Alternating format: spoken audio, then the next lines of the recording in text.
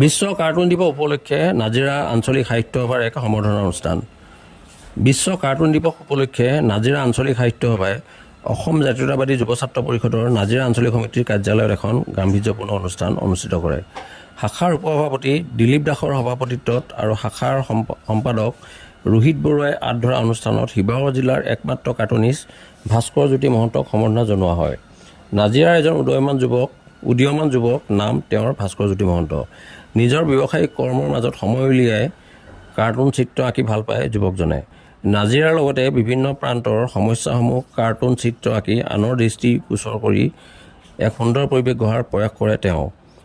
যি সময়ত বাহনৰ কৰ সংগ্ৰহ কৰাত আৰক্ষী প্ৰশাসন ব্যস্ত আছিল, সেই সময়ত বছৰ বছৰ ধৰি সামান্য মেৰামতিৰ অভাৱত নাজিৰা চাৰিআলিৰ ট্ৰেফিক লাইটকেইটা বিকল হৈ পৰি আছিল।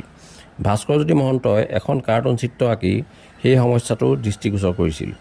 সামাজিক মাধ্যমত সেই চিত্ৰখন বিয়পি পৰাৰ পাছত অতি কম দিনৰ ভিতৰতে সেই ট্ৰেফিক লাইট সক্ৰিয় হৈ উঠিছিল। শেহতীয়াকৈ মূল্য বৃদ্ধিয়ে কেনেকৈ জুৰুলা কৰিছে, পেট্ৰল ডিজেলৰ মূল্য বৃদ্ধি হোৱাৰ ফলত কি হ'ব পাৰে, সেয়া এখন কাৰ্টুন চিত্ৰ আঁকি সামাজিক মাধ্যমত দিয়াৰ অতি কম সময়ৰ ভিতৰতে বহু মানুহৰ ফেচবুকত শ্বেয়াৰ কৰা দেখিবলৈ পোৱা গৈছে। Bureau' report Patkai TV. যিহেতু আজি বিশ্ব কাৰ্টুনিষ্ট দিৱস আৰু কাৰ্টুনিষ্ট দিৱসৰ এই শুভক্ষণত নাজিৰা আঞ্চলিক সাহিত্য সভাৰ উদ্যোগত আজি মোক যি সম্বৰ্ধনা জনালে বা তেওঁলোকে আশীষ প্ৰদান কৰিলে, তাৰ বাবে তেওঁ নাজিৰা আঞ্চলিক সাহিত্য সভাক ধন্যবাদ জ্ঞাপন কৰিছোঁ। মই কাৰ্টুনৰ জৰিয়তে বিভিন্ন ধৰণৰ সমস্যাৰ লগতে বিভিন্ন বিষয়ৰ ওপৰত অংকন কৰিছোঁ, লগতে ৰাইজক সজাগ কৰাৰ চেষ্টা কৰিছোঁ। বিভিন্ন সমস্যা সমাধানৰ ক্ষেত্ৰত বিভিন্ন বিষয় উপস্থাপন কৰিবলৈ চেষ্টা কৰিছোঁ।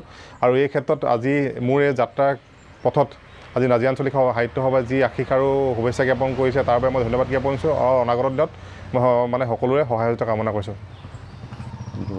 আচ্ছা, আজি বুদ্ধ পূৰ্ণিমা, লগতে বিশ্ব কাৰ্টুন দিৱস। এই বিশ্ব কাৰ্টুন দিৱসত আমি আমাৰ